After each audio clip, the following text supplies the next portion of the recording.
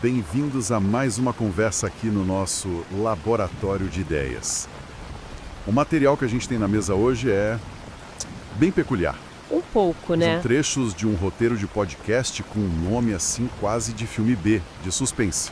Ecos de Sião, o dossiê de Ouro e Trevas. É um nome com impacto. Exato. A proposta dele é pegar um evento histórico gigantesco, a inauguração do Templo de Salomão, e reimaginá-lo como um thriller de conspiração. Nossa missão aqui vai ser mergulhar nessa narrativa, sabe? Tentar entender o que é fato histórico e onde começa, digamos, a interpretação mais ousada. Separar o joio do trigo. Isso.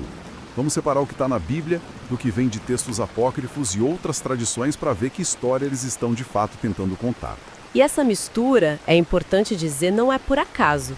É o motor da coisa toda. Ah, com certeza. A narrativa costura de propósito a história que a maioria conhece, dos textos canônicos, com elementos de tradições orais e textos que ficaram de fora do cânone, como o Testamento de Salomão. Para criar aquela sensação de segredo, né? Exato. A ideia é criar essa sensação de que a gente está descobrindo algo, uma versão da história que foi escondida. Nosso papel aqui vai ser meio que de detetives textuais. Gostei disso. Seguir as pistas que eles deixaram para ver aonde essa trilha nos leva e, mais importante, por que ela foi construída desse jeito. Perfeito. Então, vamos para a cena do crime, por assim dizer?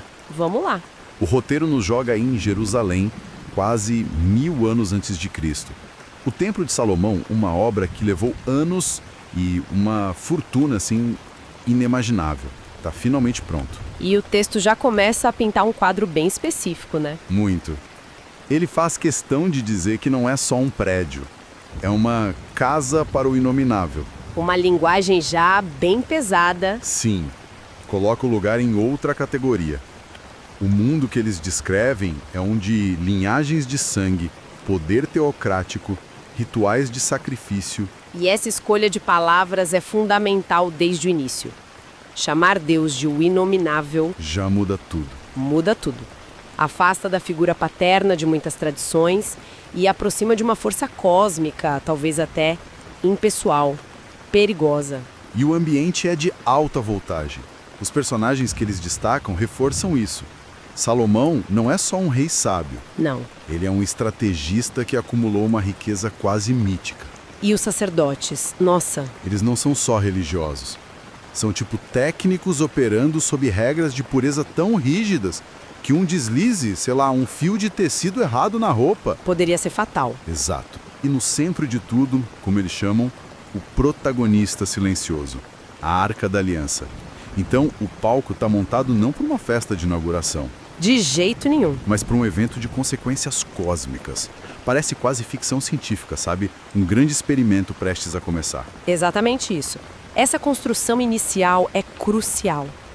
Cada detalhe que a narrativa escolhe, o ouro, as leis inflexíveis, o poder absoluto do rei, nada disso é só decoração. É pra gente sentir o peso da coisa. É pra gente sentir o peso do que tá em jogo. Eles estão, calibrando a nossa percepção para que quando o evento principal acontecer, a gente não veja como um milagre. Mas como uma consequência. Uma consequência inevitável de toda essa pressão que foi acumulada. E eles não demoram para apresentar o primeiro enigma, né? Não mesmo. Acontece no momento em que a Arca da Aliança é finalmente levada para o seu lugar definitivo, o Santo dos Santos, o coração do templo. O texto bíblico diz que, nesse momento, dentro da arca, só havia as 2 tábuas de pedra. O que é consistente com o relato dos livros de Reis e Crônicas de fato. Sim, mas é aí que o nosso roteiro faz a curva. Ele pega esse fato e transforma num mistério. Ele lança a pergunta: ué, mas e o pote de ouro com o maná e a vara de Arão que floresceu? Que outros textos dizem que estavam lá. Exato. O que aconteceu com eles? E aí o roteiro joga no ar. Foram removidos de propósito? Ou será que a história de que um dia estiveram lá é uma invenção? E isso já cria uma pulga atrás da orelha, né? Na hora. A sensação de que a cena está incompleta, que falta uma peça no quebra-cabeça. É uma técnica narrativa muito eficaz. Pega-se um detalhe que a maioria das pessoas nem notaria, uma aparente contradição entre livros diferentes, e o transforma numa anomalia, num glitch na história oficial. É a isca. É a isca perfeita para nos puxar para uma interpretação alternativa, para nos fazer pensar o que mais eles não nos contaram. E a partir dessa isca, a coisa escala muito rápido. O roteiro descreve o que ele chama de o evento. A cena é intensa. Muito. Milhares de animais sendo sacrificados. O cheiro de sangue e fumaça no ar. E então, o som. 120 sacerdotes tocando trombetas de prata. Todos ao mesmo tempo. Imagina essa nota única, né? Ressonando pela cidade inteira. É nesse clímax sensorial que uma nuvem desce e preenche o templo por completo. E essa nuvem é o ponto de virada. Na leitura tradicional, ela é a Kavod, a glória de Deus, uma manifestação física da presença divina. Tão poderosa que os sacerdotes... Exato, tão poderosa, tão esmagadora, que os sacerdotes, os operadores do sistema, são nocauteados. Eles não conseguem ficar de pé, o serviço tem que parar. É a divindade tomando posse do lugar. Só que o roteiro não se contenta com essa explicação. Ah, não. Ele vai muito além. Ele mistura a descrição bíblica com o que diz serem tradições orais e textos apócrifos para pintar um quadro bem diferente. A descrição passa a ser quase técnica. Isso. Fala de uma pressão atmosférica esmagadora, de um blackout sensorial, como se todas as luzes e sons do mundo tivessem sido desligados de repente. Quase como a descrição de uma onda de choque, de uma explosão. Exatamente. E o detalhe mais estranho, eles descrevem uma luz tão ofuscante que se transforma em escuridão. E para amarrar essa ideia, a narrativa destaca uma frase enigmática dita por Salomão ali naquele exato momento. O Senhor disse que habitaria nas trevas. Pronto. De repente, a glória de Deus soa menos como uma bênção e mais como um fenômeno físico perigosíssimo. E aqui a gente vê a intenção do roteiro com clareza. Ele pega um evento de teofania, que é um encontro com o divino, e o traduz para a linguagem de poder bruto. Quase de uma anomalia energética. E a citação é a chave. A citação de Salomão sobre as trevas é a chave que eles usam para virar a interpretação. Não é mais a escuridão do mistério sagrado, mas a escuridão literal de um evento que sobrecarrega a realidade. A glória vira uma força da natureza incompreensível e talvez incontrolável. E a tese central é que Salomão não só esperava por isso. Como ele tinha se preparado. Exato. A narrativa foca em duas ações dele que parecem estranhas para sustentar essa ideia. A primeira, para fazer a sua grande oração, ele não sobe num palanque de madeira ou de pedra. Não. Ele manda construir uma plataforma de metal, um estrado de bronze, e fica em cima dela. A pergunta que o roteiro faz é: por que metal? Que é uma ótima pergunta, porque geralmente isso é interpretado só como um lugar de destaque, né? Um púlpito para o rei ser visto e ouvido por todos. Claro, essa seria a explicação óbvia. Mas a segunda ação é ainda mais intrigante. A longa oração que Salomão faz é apresentada não como um pedido, Certo. mas como um contrato jurídico espiritual. É como se ele não estivesse rezando, mas lendo as cláusulas de um acordo para a força que acabara de chegar. Se a gente conecta esses dois pontos, a lógica da narrativa se encaixa. Para justificar a plataforma de metal, eles buscam fontes como o Testamento de Salomão. E o que elas dizem? A sugestão ali é que a plataforma não era um púlpito, mas sim um isolante, tipo uma gaiola de Faraday primitiva. Nossa! Salomão estaria se protegendo, se isolando de uma energia tão potente que, nas palavras da própria oração dele, nem o céu dos céus pode te conter. É quase uma medida de segurança industrial. Uma tecnologia antiga para lidar com uma força desconhecida. Isso me lembra um pouco aquelas teorias de alienígenas do passado. Exato. O roteiro se insere perfeitamente nessa tradição de reinterpretar elementos rituais como tecnologia perdida. É um tropo fascinante, né? Tentar encontrar explicações físicas para eventos descritos como milagrosos. E a escolha do metal deixa de ser simbólica. E passa a ser funcional. E a análise da oração segue a mesma lógica. O material desmembra a reza para mostrar esse suposto caráter de contrato. Como assim? Salomão não pede coisas genéricas como nos abençoe. Ele é específico, ele estabelece uma série de cenários hipotéticos, como um advogado prevendo problemas futuros. Do tipo, se acontecer X. Isso, se houver fome na terra, se houver uma praga, se o teu povo for derrotado e levado cativo, para cada um desses cenários ele estabelece uma condição. Se eles orarem voltados para este lugar, a consequência deveria ser uma ação divina específica. Perdão, cura, libertação. É um sistema de se, então. Uma programação. Perfeito. Ele está praticamente escrevendo o código-fonte de um sistema de interação com o divino. E o templo é o hardware. Nossa, que analogia. Ele está amarrando a intervenção divina a um local geográfico específico e a um conjunto de regras claras. E o roteiro destaca a justificativa que o próprio Salomão usa para criar esse sistema.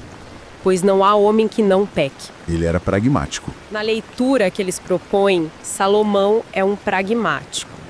Ele sabe que a falha humana é uma certeza. Então ele constrói um mecanismo para lidar com essa falha de forma sistemática. Não é só um templo, é um portal de comunicação e absolvição com termos de serviço bem definidos. Ok, então temos um rei pragmático, uma energia perigosa contida num hardware de pedra e ouro e um contrato sendo firmado. A narrativa não deixa essa ideia morrer no passado, certo?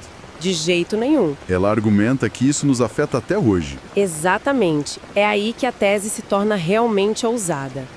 Ela pega esses elementos do passado distante e os projeta diretamente sobre as nossas estruturas de poder atuais. Certo. A ideia é que aquele evento no templo não foi só uma cerimônia, foi a ativação de um epicentro de poder. E que nós ainda vivemos sobre as ondas de choque dessa ativação. E eles fazem umas analogias bem diretas, quase agressivas. A primeira é com a parte da oração em que Salomão pede que os olhos de Deus estejam abertos dia e noite sobre o templo. Como eles conectam isso com o agora? Eles traçam uma linha direta disso para a nossa sociedade de vigilância total. Aquele pedido por atenção divina constante é relido como protótipo espiritual da vigilância 24/7. O olho que tudo vê. Isso. A ideia de um olho que tudo vê, que nunca se fecha, deixa de ser uma metáfora de cuidado e passa a ser o arquétipo do panóptico, do Big Brother. É uma leitura provocadora que traduz a linguagem da onipresença divina para o vocabulário da tecnologia e do controle social. É um salto e tanto. E a segunda analogia é ainda mais forte, eu acho. Ela foca no pedido de Salomão para que Deus julgue as pessoas, Sim. dando ao justo o que é seu e fazendo retornar o proceder do ímpio sobre a sua cabeça. Pois é. E essa parte eles conectam diretamente com os debates atuais sobre algoritmos de crédito social e sistemas de justiça preditiva. Faz sentido a conexão. A ideia de um sistema centralizado que coleta dados sobre o comportamento das pessoas, os avalia segundo um código e distribui recompensas ou punições de forma automática. Eles argumentam que a lógica é a mesma, um poder central que julga e retribui. Ou seja, a tese é que o software que roda em alguns sistemas de controle social hoje tem o mesmo DNA daquele contrato espiritual firmado por Salomão. Exatamente. Estamos apenas usando uma tecnologia diferente para implementar a mesma ideia fundamental. Exatamente. A narrativa quer nos fazer questionar a origem das nossas estruturas. Ela pergunta: será que a lógica por trás de um sistema de crédito social na China, ou de um algoritmo que decide a pena de alguém nos Estados Unidos, não é um eco, uma versão secularizada daquele pacto antigo para gerenciar a relação de um povo com o divino? É uma forma de dizer que os arquétipos não são novos. Exato. Eles apenas trocam de roupa ao longo da história. Poder, vigilância, controle. É uma ideia poderosa, essa de que estamos vivendo sob os termos de um contrato que nem sabíamos que existia. Mas o próprio roteiro tem que lidar com a realidade histórica, né? E a história não foi muito gentil com esse arranjo. Exato. E a narrativa não foge disso. Pelo contrário, ela usa o final da história para dar seu último toque sombrio. Que é? Apesar de toda a preparação, de toda a engenharia espiritual e contratual de Salomão, o templo eventualmente caiu. Babilônios, depois romanos. Exato. O ouro foi saqueado, o lugar foi destruído, o contrato, se existiu nesses termos, foi violado, ou simplesmente se provou ineficaz diante da força bruta da história? A realidade se impôs. Sempre se impõe. E a conclusão do material é bem melancólica. Diz que o que sobrou de tudo isso foi o silêncio e as gravações que tentamos ignorar. Nossa, Ele trata o passado não como história a ser estudada, mas como um dossiê proibido, um caso arquivado que ainda emite uma certa radiação, algo que nos assusta.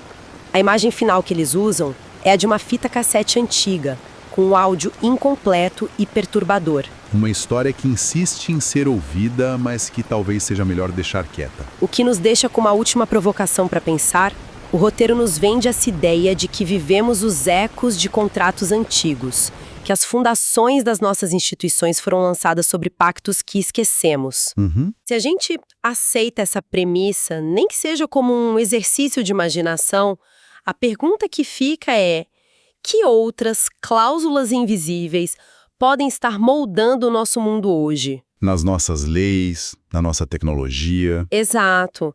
Na forma como nos organizamos socialmente, que regras não escritas nós seguimos todos os dias, sem nunca questionar de onde vieram ou qual era a intenção original do contrato do qual elas fazem parte.